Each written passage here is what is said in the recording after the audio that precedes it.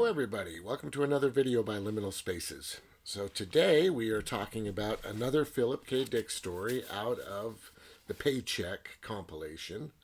This one is called The Preserving Machine. It was first published in June of 1953 in a publication called Magazine of Fantasy and Science Fiction. Now, I don't know anything about that publication. It sounds good, but I'm not surprised that this story was published in a publication that isn't really familiar to me, because this story is really different than the other science fiction short stories we've been reading in here. And I don't mean that the story itself is more mind blowing or anything like that. It's a very typical science fiction story, but it's in first person, which really shocked me. And I know that can be kind of a normal thing, right? There are many stories that are written in first person, but none of the Philip K. Dick that I've read has ever been in first person. Do Androids Dream of Electric Sheep is not first person. None of the stories in here that I've read so far are in first person. I was so shocked. I'm just going to read this first line to you, because for a moment I was thinking to myself, wow, did they put like a diary entry into this, or was this some kind of essay, instead of an actual science fiction story? Doc Labyrinth leaned back in his lawn chair, closed his eyes gloomily. He pulled his blanket up over his knees. Well, I said. I was standing by the barbecue pit, warming my hands.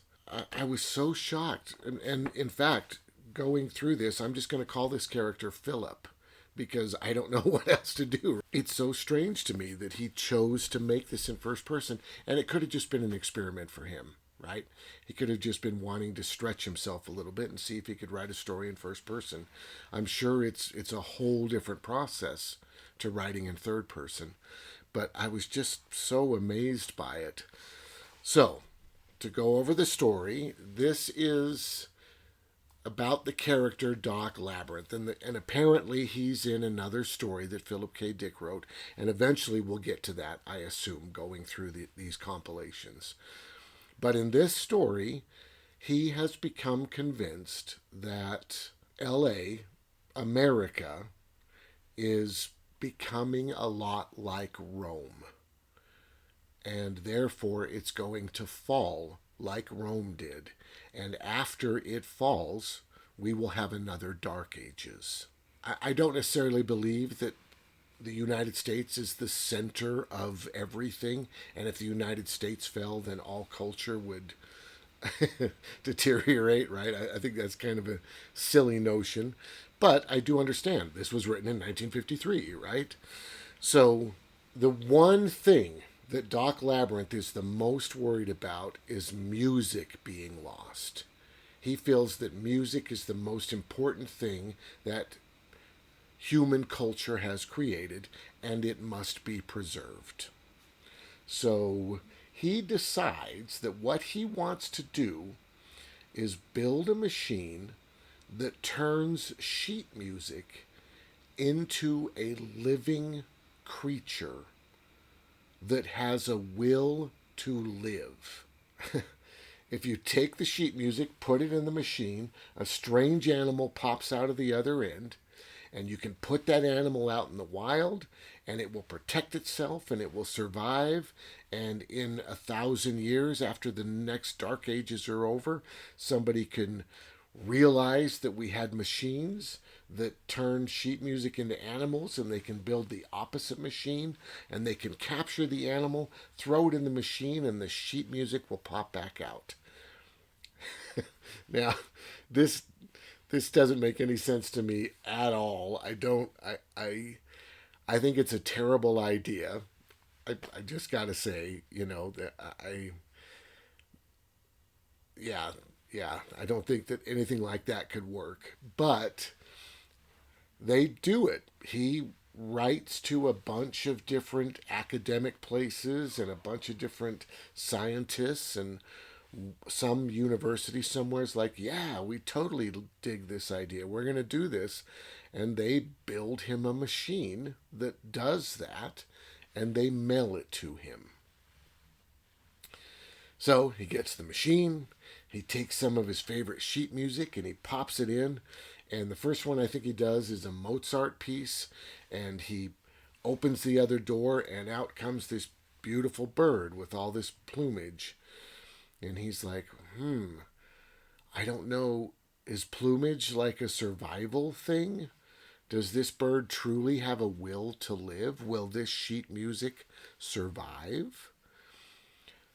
Interesting. So he takes a bunch more sheet music and he pops it in the machine, and all these weird insects and animals pop out the other end. Some of them are mean, some of them are nice, some of them are silly like dogs, and some of them are really.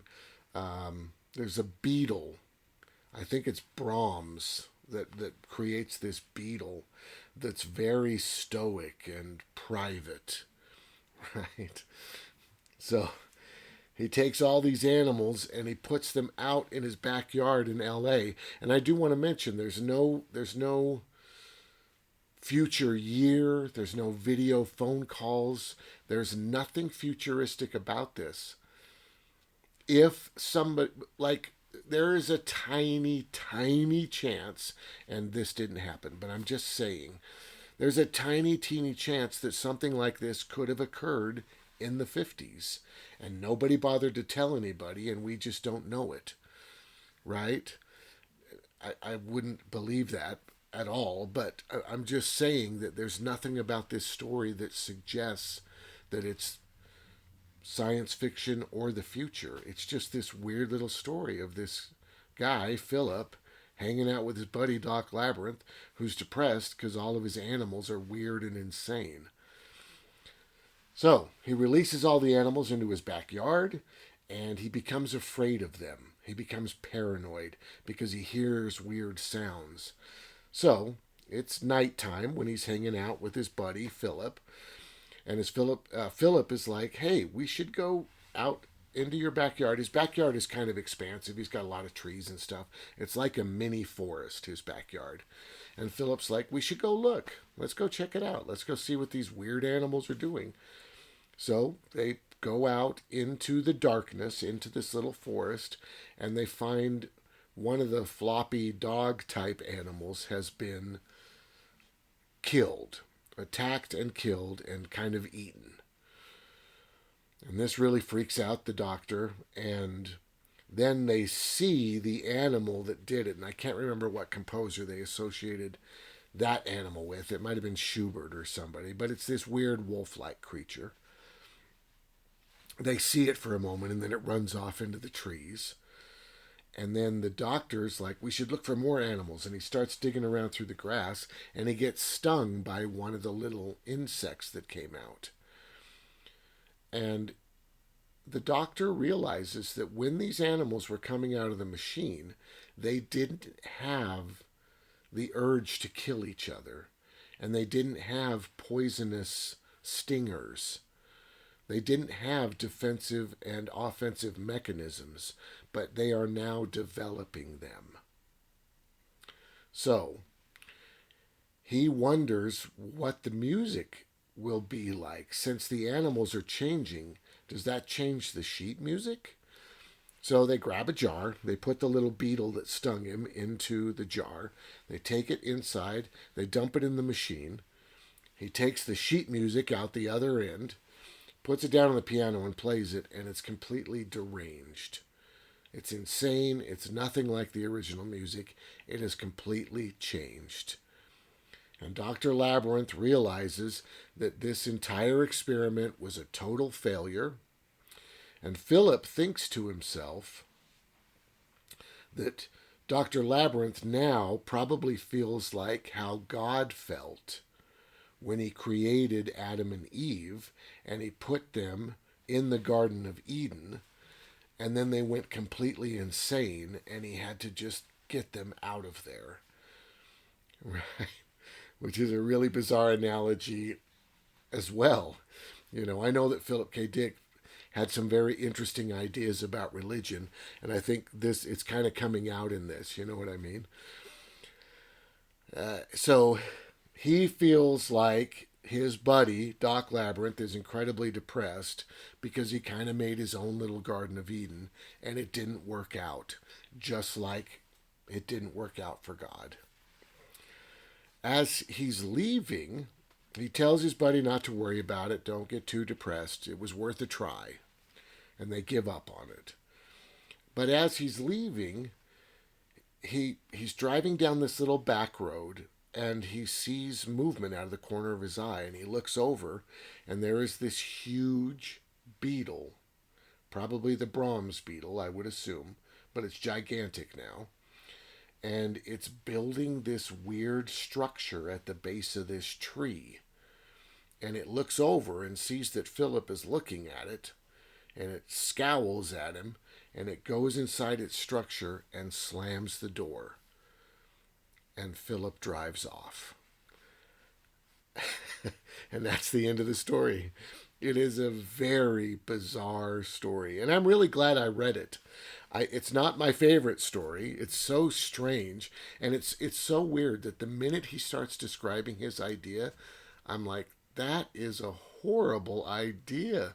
Like, we've already talked about the idea of creating robots that have nerves and are sort of based on the way humans are built, and how terrible that idea is, with literally no creativity at all in how to truly solve problems that humans have in a better way that we deal with them now, and turning sheet music into animals. I was like, oh my gosh, that's horrific. That's terrible. And luckily, that's the way the story turns out. It's just a terrible idea.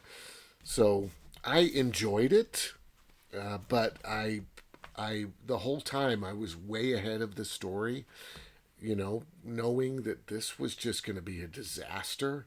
And I don't, like, it's possible that in 2,000 years in the future, we're going to figure out that somebody during the Roman times created a machine that converted very important things into everyday things that could survive. And in the future, we'll build that machine, or the opposite of that machine, and we'll discover these amazing things from Rome that were preserved. But I don't think so. You know what I mean? Like, how would we... I don't know. The whole idea is just really bizarre. I'd probably give this story, I'm going to say a 6. Just the sci-fi story itself. But I really loved, and I was really shocked by the fact that Philip K. Dick was working in first person. And I think for that reason alone, the story is totally worth it. I found it really interesting and shocking right from the beginning. So I really enjoyed that aspect. All right, so that's our Philip K. Dick story for the week. It was super fun. Get this Paycheck book. I strongly recommend it. These stories, they're dated. They're old, right? They're all from 53, it feels like. But they're really good. They're really fun. And it has, I just noticed this. Look at this. With a preface by the author and an introduction by Roger Zelazny. And we've been talking a lot about Roger Zelazny on the channel. I'm going to have to read this little introduction. I skip those normally, but that's interesting. I'm going to check that out. Okay, that's cool. Roger Zelazny. Well, thank you so much for watching. I hope you enjoyed it. If you did, hit the like button. If you want to see more, make sure to subscribe, and have a great day.